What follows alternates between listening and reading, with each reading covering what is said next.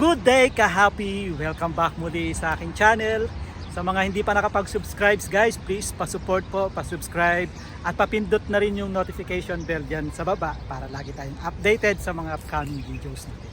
Nakikita nyo ba tong isang napakagandang architectural dito sa likod ko? Dati itong restaurant guys, ayan, nakita nyo? I-flex nga natin ito guys kung anong klaseng architectural itong building na ito. Ayan, ang ganda kasi. Dati kasi guys, hindi mo napupuntahan ito kasi nabakuran yan. Nabakuran. So ayan yung entrance. Ayan na. Entrance yan dati hanggang dito. Tapos dito sa harap niya, meron din. Dito, ito kasi yung main entrance. Ayan, yung main front ng ng building na to. Anong tawag nyo sa na to guys? Ito, restaurant na nag-ooperate tuwing hapon hanggang gabi dati. Tapos nung nag-pandemic, ayan, nagsara siya. Tapos tinanggal yung yung bakod niya. So lahat na tao pwede nang makalapit. Kasi dati hindi ka makalapit, nakikita mo lang siya. Ayan oh. Ang ganda guys ayan oh, kita nyo ba? Anong tawag nyo sa architectural na to?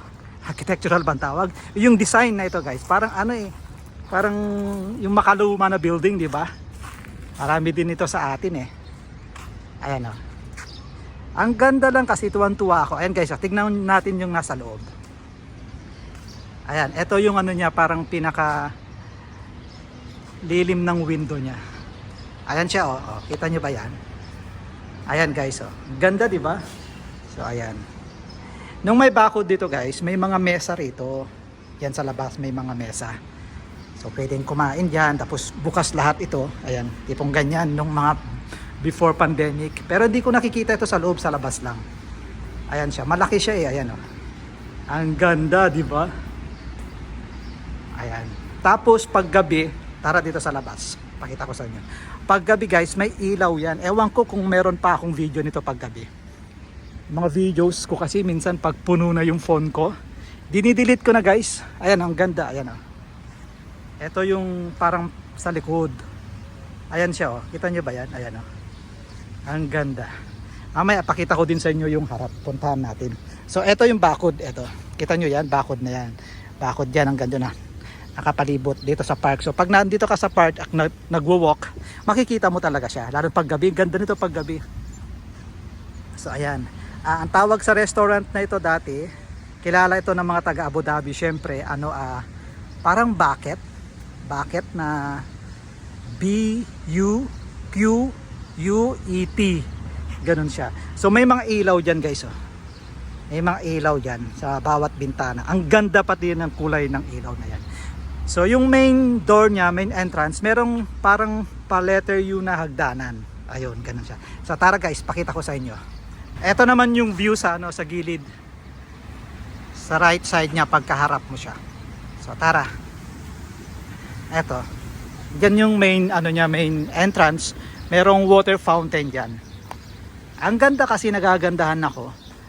Pero hindi ko alam kung bakit inabandon na siya ng ganito. Para sa akin kapag i-renovate ito dito sa park, kasi maganda siya rito eh, maganda yung pesto niya eh.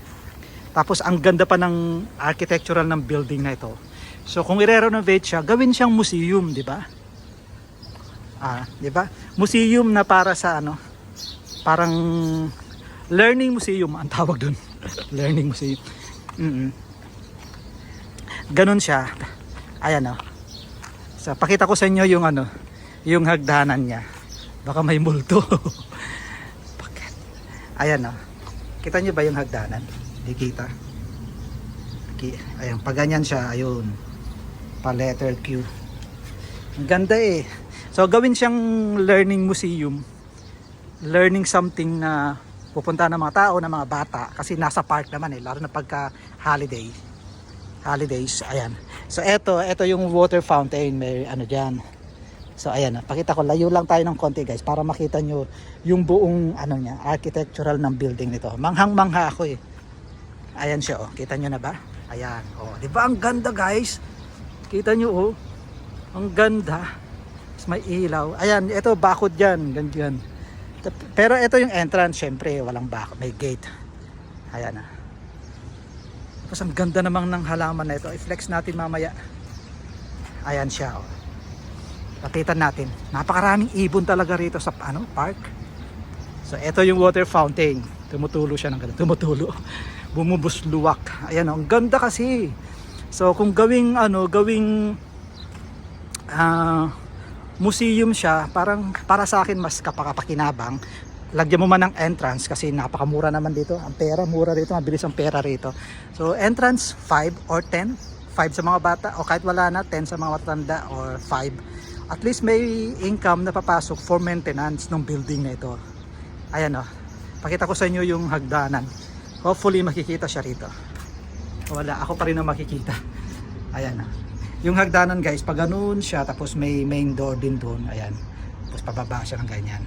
Ayan, door din. Tapos yung, tingnan nyo guys yung yung sa loob ng tile sa niya, sa wall, sa ceiling niya. Ang ganda. Ayan o.